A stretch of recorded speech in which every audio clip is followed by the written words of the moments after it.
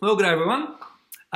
Welcome to winter and welcome to another week of our Chronological Bible Reading Challenge. We are up to week number 19, delving deep into the life of King David. I hope you're enjoying this. I've just finished my readings for the week and we've got a really good one coming up, so I'm sure you can stay engaged. This week, as per last week, we're reading 15 Psalms, okay, and we're reading 21 chapters of narrative story from the books of 2 Samuel and 1 Chronicles. Again, we're reading parallel stories or parallel parts of history in this stage of David's life and legacy. As per previous weeks, we're going to see some stuff repeated. In fact, definitely this week, what you're going to notice is that some whole portions of Scripture, the chronicler, literally copies and pastes word for word from the book of Samuel, okay? Because remember, Chronicles was written well after, hundreds of years after the book of Samuel. So some of what you're going to read is literally word for word repetition.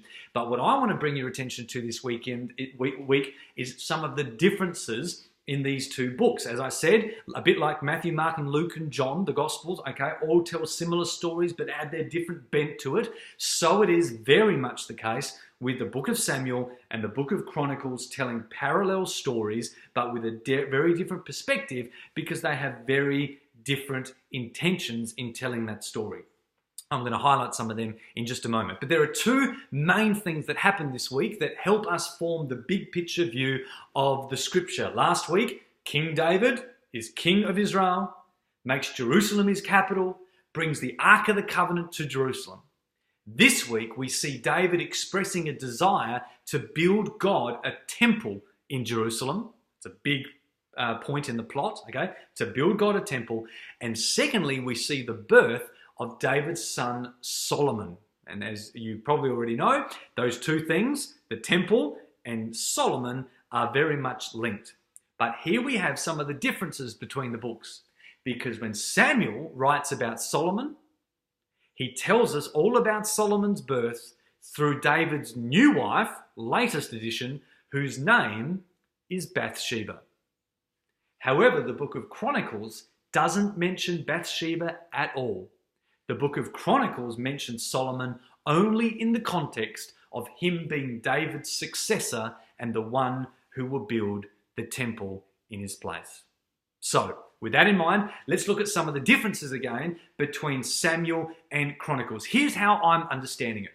As I see it, the book of Samuel is really focused on the character of David. The good, the bad, and this week, the ugly. Okay, it focuses on the character of David. And so we have a lot of the drama of David's life, particularly relationship dramas. It's in Samuel that we read about his relationship with his father, how his father neglected to bring him to the prophet, how his brothers did not believe in him and mocked him. We see the story of his relationship with with Saul, King Saul, where Saul loved him and then hated him and loved him and then lied to him. We see the drama of his story and his friendship with Jonathan and the betrayal of certain soldiers that were against him. All that drama, okay, in David's life is told to us in the book of Samuel, which over and over again highlights David's good character. Well, this week highlights his poor character. Okay, but that's the point of Samuel. One of the points of Samuel is that it highlights David's character. Chronicles isn't cared about David's character really at all. The point of Chronicles is to highlight David's kingdom.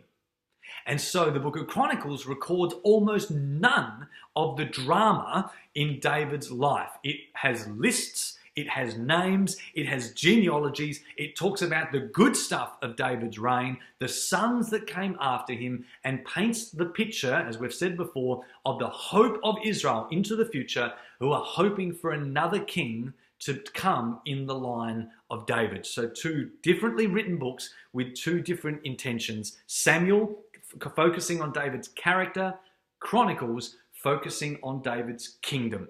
And here's how some of that works out this week, things you're going to notice. In the book of Samuel this week, we're told the story of a guy called Mephibosheth. Okay, and Mephibosheth, besides being a funny, lispy name, is the grandson of King Saul.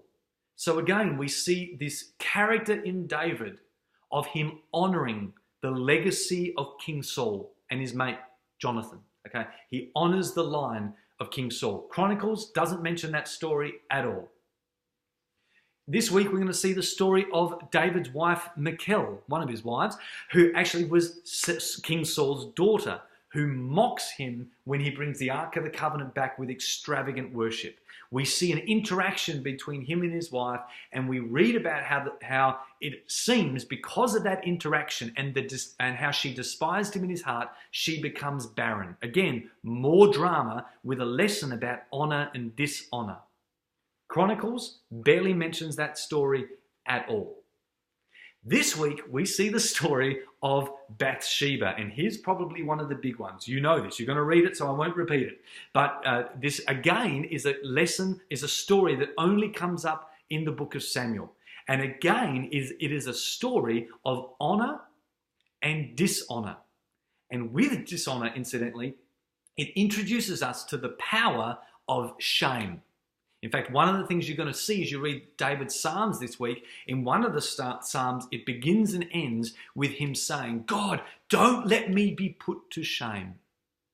And you're going to see this week how David is trying to save face, okay, in what he did with Bathsheba, in the way that he orchestrated the death of Uriah, in the way that he tried to bribe Uriah into taking the fall, into the way that Nathan the prophet came to him and said, because you did something that dishonoured God or dishonoured Uriah in private, God is going to dishonour you and shame you publicly.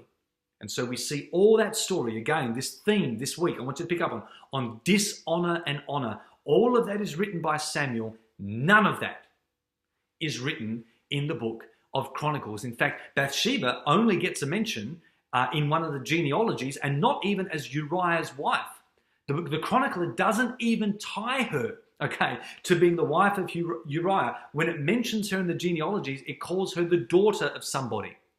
When over here in Samuel, when Solomon is born, it's in the context of Solomon replacing the dead son that Bathsheba and David had. But over here in Chronicles, it doesn't mention Solomon's birth to Bathsheba at all. All it mentions is that Solomon is going to be the successor of David and be the one who is going to build the temple. So again, we have two very different narrative stories because these two books are intended to communicate different things to different audiences. So I want you to notice that this week, and as you do read this week, one of the things I notice, I've mentioned it now, but I'll just mention it very clearly, look out for the theme, okay, of honour and dishonour. Honour and dishonour. It's going to come through the narrative, and it's going to also come through the Psalms, particularly the Psalms of David that he writes. So I want you to pay attention to that this week. In fact, it's really interesting, even in one of the subtle stories, you know, when you notice this, Joab fights, who's one of David's commanders of his army, right? Fights a battle, and David's not on the battle scene. He's out in the palace having a whinge about what happened with Bathsheba, right? So he's out there back home, and Joab says, listen, David, if you don't get here, I'm going to name this battle after me, and you're not going to get any credit. And so David comes with his tail between his legs, as it were, and he is shamed into taking credit for that battle because he wants to save face. So even in that little story, which Samuel tells and Chronicles doesn't have a hint to that happening at all, although it does tell the same story, we see this similar vibe because Samuel, the story of Samuel, is all about telling us about David's character. We've seen the good, we've seen humble David, we've seen honourable David, and now we get to see the weakness in this man who is guilty, who is racked with shame, and who is even coerced into doing things because he wants to save face. So we see that in David this week. Pay attention to that. Other than that, you're going to be reading, as I said, 15 Psalms, so I'm sure you're going to enjoy them. Some of them, as per previous weeks, are going to be just songs of expressions of praise to God. Okay, there's a number of good ones in there. Get your highlighter out. You're going to see some great notes. But if there's one Psalm I'd like to highlight to you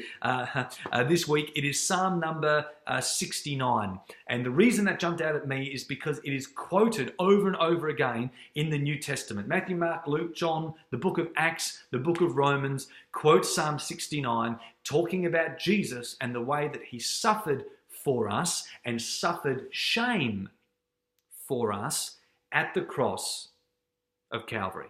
So I want you to pay attention to Psalm 69 this week. Otherwise, you're reading 15 of them all up. Okay, bless you guys. Have an awesome week. Shorter video for today. Look at this. I'm going to keep it under 10 minutes. Bless you all. Stay warm. I'll see you next week. Bye.